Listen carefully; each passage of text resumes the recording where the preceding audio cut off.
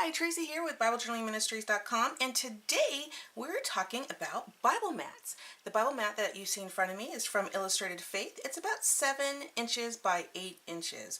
And the purpose of the Bible mat is to protect your Bible pages whenever you're working in your Bible. So, for example, like this is a Bible journaling entry that I did where I was using gelatos. Well, the great thing about using a Bible mat is you would put it behind this page, and when you're working with any kind of paint or anything at all, you just basically can, put the paint on here, and then you will protect anything outside of this page. So the paint can come off the edge, and you're not going to get it running down the entire spine of your Bible. So it's perfect for protection, and it's also good for whenever you're writing in your Bible. If you're writing in your Bible, sometimes you might press a little hard, and if you press too hard, that you will transfer whatever kind of embossing that you're doing with your pencil, if you're doing it really, really hard, onto another page. And then when you get to this page and you want to journal in it or put paint over it, you'll start getting marks that you didn't intend to be there. So that's the purpose, or at least one of the purposes of the Bible mat. So it's used to protect your Bible. You can also use it as a paint palette. I've done that before, and there are many other uses. This particular Bible mat, it runs for, I think, a little under $7. There's a bigger size now available that's running about, I think, $9. I'm not really sure. This one came in my kit, so I actually haven't purchased one just by itself.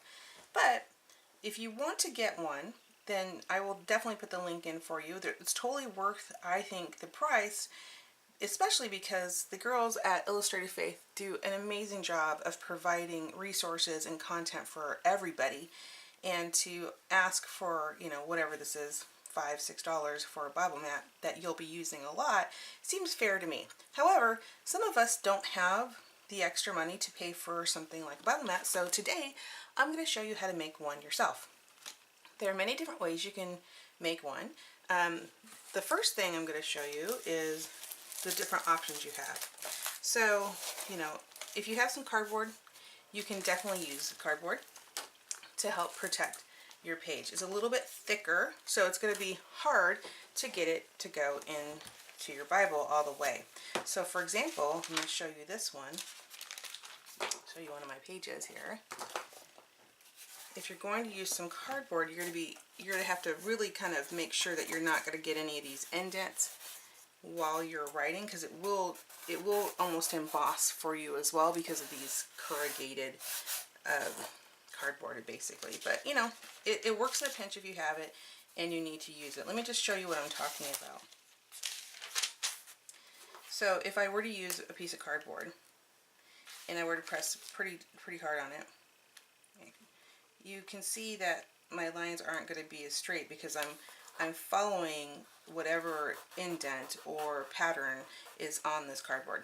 So it'll work at a pinch, but it's not the best, and it certainly doesn't go all the way to the end. But again, if you're just painting on your Bible, a piece of cardboard in a pinch works great.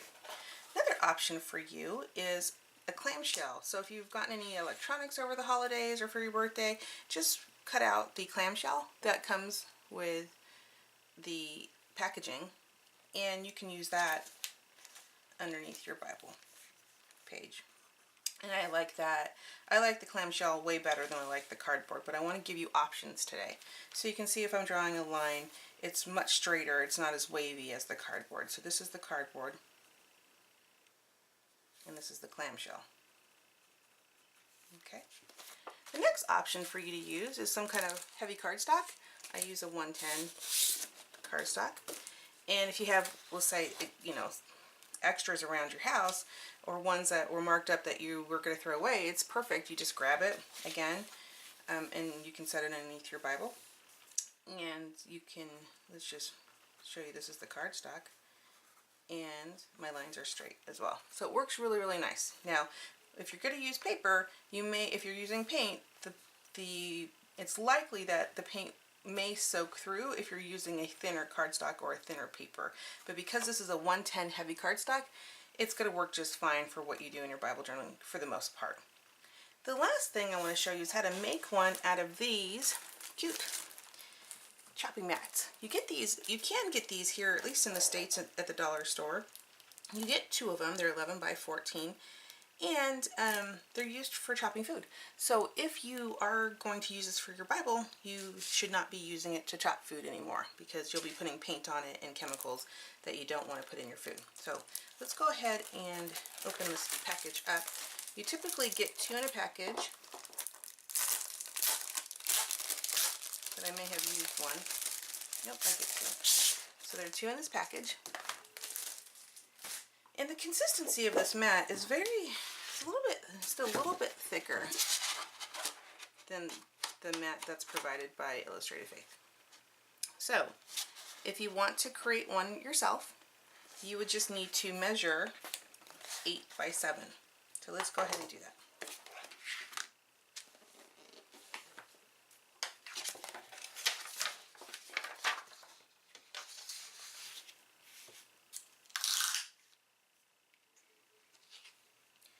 So 8 inches is here.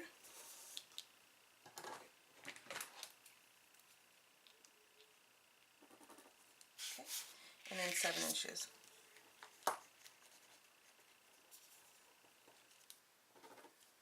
Okay. And then if you wanted to be awesome and make sure the lines are straight, you would want to use a ruler or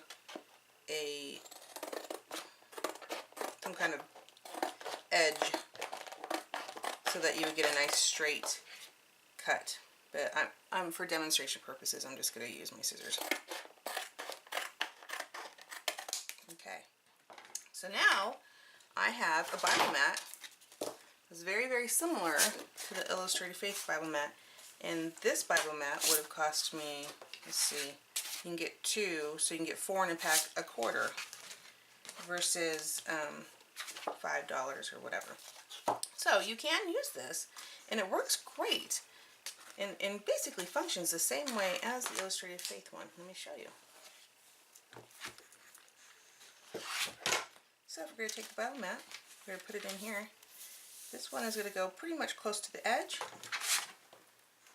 Illustrated Faith one as well. You can definitely get that in the edge pretty well.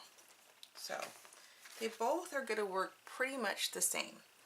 What I love about the homemade version is that I actually don't really care for this type of size.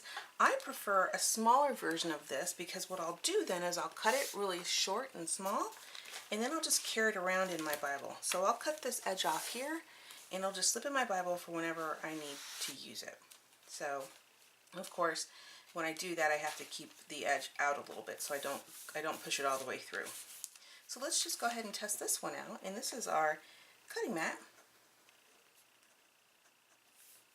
And I'm drawing some lines and a heart, and it works just fine. Now, there is a little texture on the side that I was using, so I didn't see it come through, but let's try the other side, which is a little slicker, and see if we get better results. Yep, you do. It's actually a little bit darker if you use the side that is not as textured as this side. Okay, and with the Illustrated Faith Bible journaling mat, you do get a very slick side as well, and you do get, it's not textured, but it's not as slick on the other side. So very, very similar results, for definitely a lot cheaper if you're going to make one yourself and you have a dollar store nearby.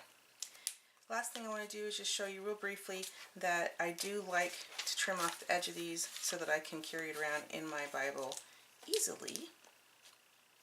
So the way I do that is I stick the edge in the Bible that I don't want to cut, and I draw just a line. Try the micron pen. Okay, so I know where to cut it. And I'm just going to chop this edge off. Done. Now, it's not as big as the Illustrated Faith Bible mat now, but it sure is going to fit my Bible. And what happens there is I can mark my page, I can take my Bible, I can close it, I can put the strap around it, and I can carry it with me. It's super portable. as opposed to the Illustrated Faith one, where if you're trying to carry it around with you, it's going to stick out quite a bit. So that is the benefit of making your own, because I don't like to cut these wonderful things that I pay good money for. And you can do, you know, basically 4 of these for $1 if you get them at the... Neither of these are really good for heat, so you can use them for heat. Just be careful with your Bible page. You never want to, you know, put embossing heat on here where it's super hot, because you'll burn your page, and then therefore you'll likely to melt one of these plastic things. So I did want to let you know it's not really intended for heat, although you can use it. Just be very, very careful. All right. I hope this demo was really helpful for you. If you have questions or comments, please put them in the comments, and remember to like and share our videos. I hope this video was helpful, guys. Have a great day. Bye-bye.